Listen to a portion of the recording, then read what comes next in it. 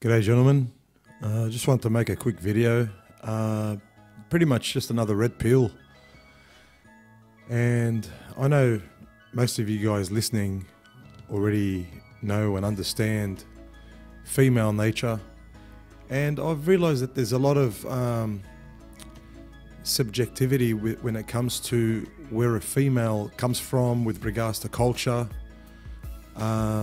race, ethnicity and what have you. Now, one of my cousins has just gone through a dramatic breakup with his ex, 5 kids. He's in his late 30s. Now, he got married to a female from overseas, one of his very distant relatives. And what's happened is they've now gone through a breakup, and she pretty much made some false allegations, got him thrown in jail. She had the support of her brother, who also played a role in making up these false allegations. And I've pretty much gone through the fact sheets, and it's plain and clear as daylight to see that they are false allegations. Now, he's had an AVO thrown against him, yes, and a restraining order, for those that don't know what an AVO is, or an ADVO, an apprehended domestic violence order, thrown against him, whereas she's even got the kids' names on this document or documents to suggest that they are also protected persons, therefore he can't even go near his 5 children. The thing is, whilst he was waiting in a cell, unfortunately for him, he was thrown in a cell in the city, Sydney, on a Friday, which means that he had to spend the whole weekend there, and he was released on Monday. During this time, these few days that the mother had, and her brother, which would be my cousin's brother-in-law, they cleaned up the whole house, took everything. There was jewelry given to my cousin himself by his mum, who passed away about a year ago. She died from cancer, to be given to his daughter. So his mother has given him jewelry worth about 20 grand, gold, most of it gold, to be given to his daughter, which is 4 years old. So the daughter's grandmother, the paternal grandmother. And the mother took that as well, cleaned up the whole house. He had a joint bank account. She pulled out all the money from that joint bank account, which was about 60,000 bucks. So she had a few days to do that. You know, for example, if you walk into a bank and ask for 40 grand, they're going to tell you, look, if you're going to do that, we'll let it go this time, but if you want to do that next time, you've got to call up so you can book it in so that we can arrange the money for you. That way we can do it for you. So maybe she pulled it out incrementally over the span of 3 days, or 2 days, or maybe she went to a couple of different branches to pull out, say, 20 grand each, or 3 branches, sorry. Now, the point that I'm trying to make, I mean, after showing you that and proving to you that this was a dramatic breakup, like most are, I mean, I don't see it as something special. Most people that are going through this see it as something like huge, like how the fuck could she do this? Who does this shit? No one does this shit. No, all women do this shit. This is a regular occurrence. I deal with many men with regards to these issues, and I explained that to my cousin.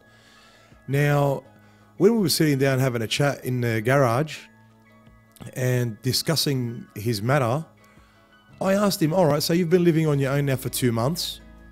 You've got your own place. Who's been cooking for you? Who has been cooking for you? He's like, I have.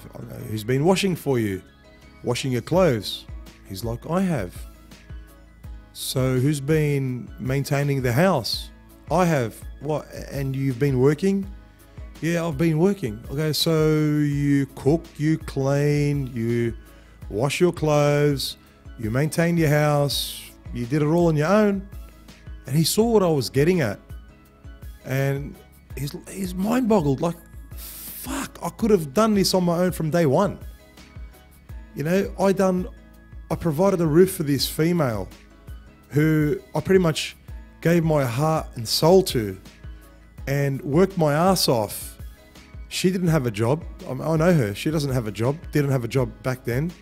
She gets some assistance from the government, and she doesn't do much. Even if he's at work, what the hell is she going to do? If he can do it all anyway on his own, and it's not going to kill you to do it on your own. It's actually pretty easy, especially when you've got a routine. It's very, very easy. Sometimes I'll finish work, I'll open the door, I'll walk straight to the kitchen. Before I throw my clothes in the washing machine, I would have thrown the pizza in the oven. So get into the laundry. My house is secluded. As soon as I'm in the laundry, throw all my clothes off, take all my clothes off, throw them into the washing machine, go upstairs, have a shower, dress up, and in a few minutes or a few moments, my pizza's ready. So the whole thing doesn't even take me half an hour to do. I mean, not including washing my dishes. And then after I've had that pizza, for example, if I've had a pizza after work, so I've finished work, I've done all that and waited half an hour for my pizza to cook. All I need to do now is my dishes, and my dishes don't even take me a minute. And the washing machine's still kicking. So in about half an hour after that, I go outside to my laundry and I hang my clothes. That doesn't even take me 5 minutes. So what the hell are these females even doing in the house? Why are you providing for them? They're going to obliterate you. They're going to betray you. Betrayal is a huge thing, and it causes trauma. Why do you want to put yourself in such a situation? This is what men need to realize, that you're putting yourself in a situation where you can just be stepped on whenever the other person chooses to. They always tell you, oh, I'll never step on you. No, you're not going to find the female that's going to step on you. I mean, you're looking in the wrong place. You know, that NAWALT thing. And then, as we all know, they're only NAWALTs until they become AWALTs. But anyway, my cousin was mind-boggled. Like, wow, you're right. I didn't need anybody. I could have done it all on my own anyway. And that's pretty much it. That's the point that I wanted to say. That this is the whole reason why I made this video. That you don't need anyone. You can do it on your own. Now, you know, in my cousin's situation, for example, now, yeah, you know, you got to pursue, you know, if you want to make contact, obviously we want to make contact with our kids. You want to pursue making contact with your kids, you do that, but you do not leave any room for her to enter back into your life, because you can even look at it as a huge shit test. Because if you do want to go back into her life, she's abused you to the point of complete and utter destruction. If you make it out like if you do want to go back into her life, which a lot of men do want to go back into their ex's lives, which is completely pathetic if you ask me, especially after they do shit like that, then they know how far they can push you and still get you back into their lives. After they've extracted all your resources, they know you're dry now. You get yourself back on your feet. You're still pursuing her. She knows you're pursuing her. If you give her those signals, she'll accept you. She'll take you back to extract your fucking resources is why she'll take you back. That's about it. Nothing more, nothing less. What men need to realize as well is men, these females, they don't go after looks. They go after gain. What is in it for them? Is it money? Okay, I'll pick the guy with more money over the good-looking guy. If you got two guys that are fucking broke and one guy's got more money, and one guy's got better looks, they'll go after the guy with better looks because there's something to gain. We don't think like women. Men pursue good-looking women, or you know, men pursue sex. Plain and simply put, men pursue sex. There are a lot of things that come with that men want. Men want someone that's going to actually reciprocate the care and the love that men give to these females. You're not going to get that because you're living in a world that is gynocentric, and it's been gynocentric from the dawn of history. From the dawn of history, it's been gynocentric.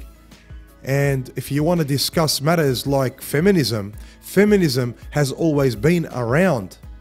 And if you get rid of today's so-called feminism, things are not going to change, because feminism is embedded within gynocentrism. Gynocentrism is something you can't get rid of. You can control it via legislation, but you can never actually get rid of it. It's always going to be there. The only reason why people are seeing this thing called feminism, this imaginary feminism that people are trying to fight, the only reason why they're seeing that is because governments have provided a field where men are being shot by shotguns, destroyed, going into family court legislation, no fault divorce. She fucked another man, who gives a shit? You know, oh, she wasn't loyal, who cares? She's abusive, it's okay, it doesn't matter. She's abusive to the kids, it still doesn't matter. Feminism is nothing but a smokescreen. A lot of people are fighting feminism, but it's like getting a rifle and shooting at the fog, or shooting at a cloud, when ultimately feminism is nothing but gynocentrism. So yesterday for me was another red pill. I mean, it's not like I need any more red pills. I've pretty much got my own feet firm, and I've got my back straight up, head up high. I know who I am. I know what I am. I'm a man. That's right, I'm a man. And I'll never cower to these freaks. Whether you want to look at it as both females and government, or individually just females and individually just government, don't bend over for these parasitical creatures. They'll only destroy you. So I think my cousin's taken an extremely bitter pill. He's reassured me that he'll never go back to her. I mean, that's, at the end of the day, that's his prerogative. If he doesn't learn from this, then he's just a complete fool. And thanks for listening, guys. Take care. Till next time.